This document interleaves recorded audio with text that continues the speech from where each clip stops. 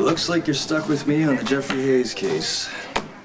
I told you, I don't want you consulting on my cases anymore. Well, his parents disagree. They tracked me down at lunch and begged for my consult.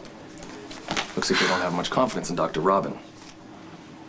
Do you even know how immature you are? No, but you're gonna tell me. You're an egocentric, selfish, obnoxious bore.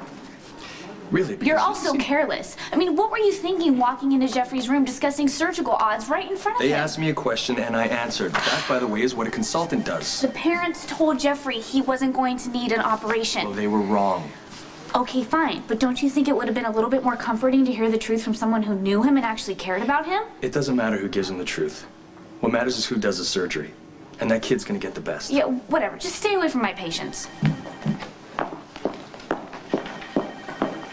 Jeffrey Hayes isn't your patient anymore.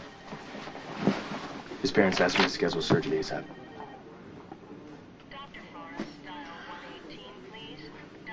Well, I'm sorry that they've chosen to do that. But if they think that's what's best for Jeffrey, then it's their decision. Can you just do me a favor and show that little boy 1 ounce of compassion?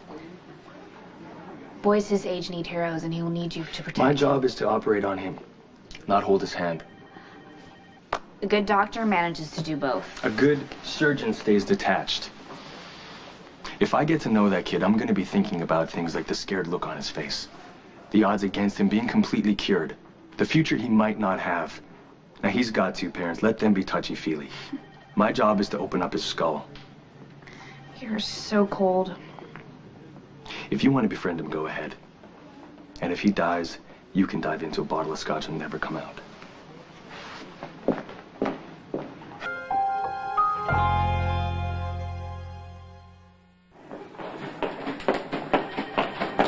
Dr. Drake, hello. Look, I have a question for you.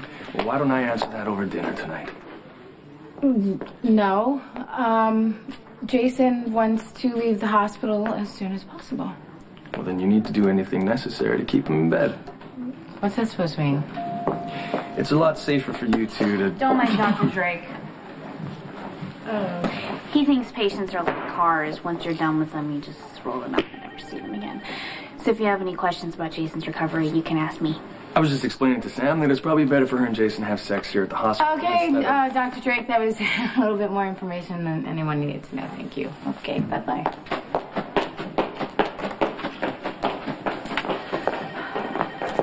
Looking a little bit flustered there. Well, at least they'll be in the privacy of their hospital room, as opposed to you, who'll just use any flat surface he can find. Still thinking about that, aren't you? Are you kidding me right now? I mean, have you ever heard of the concept of self-restraint? What's wrong with having a little fun? But don't worry, I took precautions. I won't be catching anything.